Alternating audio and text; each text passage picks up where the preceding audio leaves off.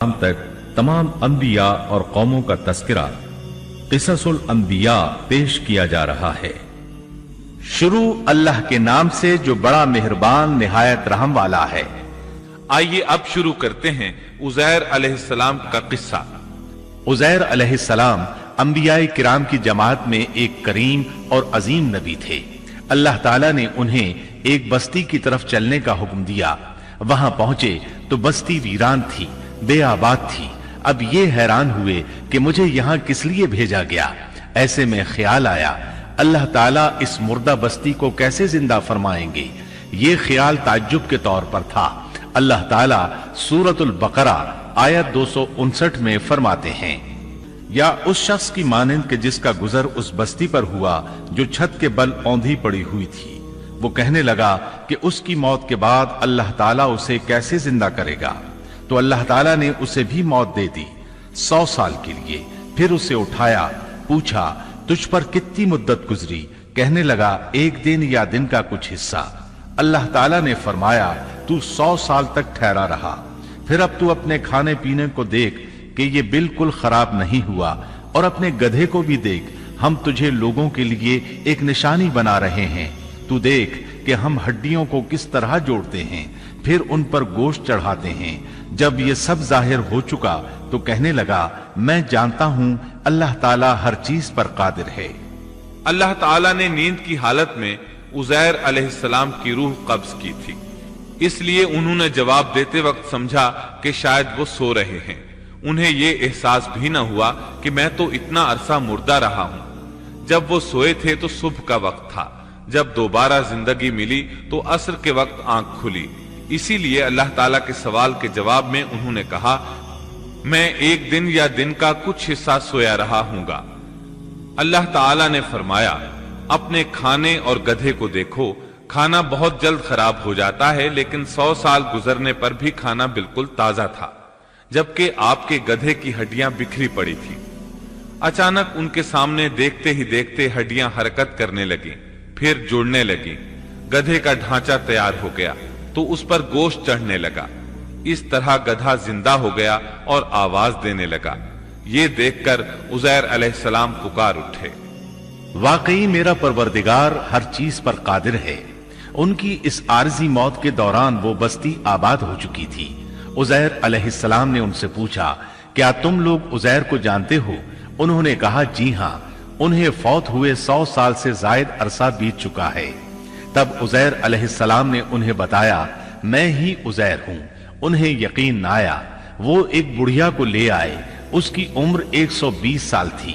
उन्होंने उससे उज़ैर अलैहिस्सलाम के बारे में पूछा। उसने उज़ैर अलैहिस्सलाम की 10 निशानियां बयान की। वो सामने खड़े उज़ैर अलैहिस्सलाम को देख रहे थे। तब उन्हें यकीन आया। उज़ैर अलैहिस्सलाम उनके दरमियान क़याम पजीर रहे। आपने उन्हें नए सिरे से तौरात की तालीम दी। वो उसको भूल चुके थे। बस्ती वाले उनसे बहुत मुतासिर हो गए, उनकी ताजीम करने लगे। इस अजीम मोजज़े की वजह से रफ्ता रफ्ता वो उन्हें अल्लाह का बेटा तसव्वुर करने लगे। अल्लाह ताला सूरह तौबा आयत 30 में फरमाते हैं, और यहूदियों ने कहा उज़ैर अल्लाह के बेटे हैं।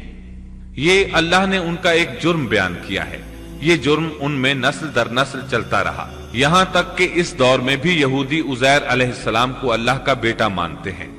आपका नाम दीवाने मुकद्दस भी रखते हैं और कहते हैं ये मुकद्दस जात की नस्ल से है और माबूद है। यही उनका शिर्क है। अल्लाह उन पर लानत करे। अल्लाह उन्हें इस जुर्म की सजा जरूर देगा। इंसान कितने ही बुलंदबाला मकाम पर पहुंच जाए और अल्लाह ताला के साथ उसे ज्यादा से ज्यादा कुर्ब हासिल हो जाए, तब भी वो अल्लाह का बंदा ही रहता है। और किसी भी बुलंदी पर पहुंचकर वो अल्लाह या अल्लाह का बेटा नहीं हो सकता, अल्लाह का शरीक नहीं हो सकता। अल्लाह जल्ल शानुहू की जात पाक वहदहू ला शरीक है और बाप बेटे की निस्बतों से पाक है। लिहाजा इंसान की सबसे बड़ी गुमराही ये है कि वो जब किसी बरगुजीदा इंसान से ऐसे उमूर सादिर होते देखता है जो अक्ल में नहीं आते, तो रोब या अकीदत की बिना पर पुकार उठता है कि ये हस्ती तो खुद अल्लाह है जो इंसानी शक्ल में आई है, या उसका बेटा है।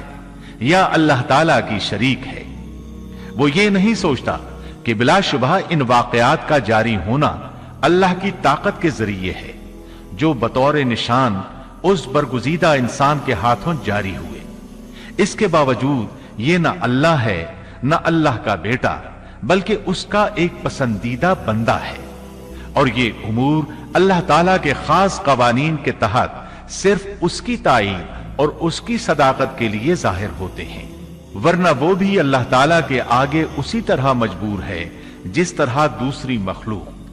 قرآن کریم نے سیدنا عیسیٰ علیہ السلام کی حقیقت سورہ آل عمران کی آیت 59 میں اس طرح بیان کی ہے: اللہ کے نزدیک عیسیٰ علیہ السلام کی مثال آدم علیہ السلام کی سی ہے کہ اللہ نے انہیں مٹی سے پیدا کیا اور حکم دیا کہ ہو جا، اور وہ ہو گئے۔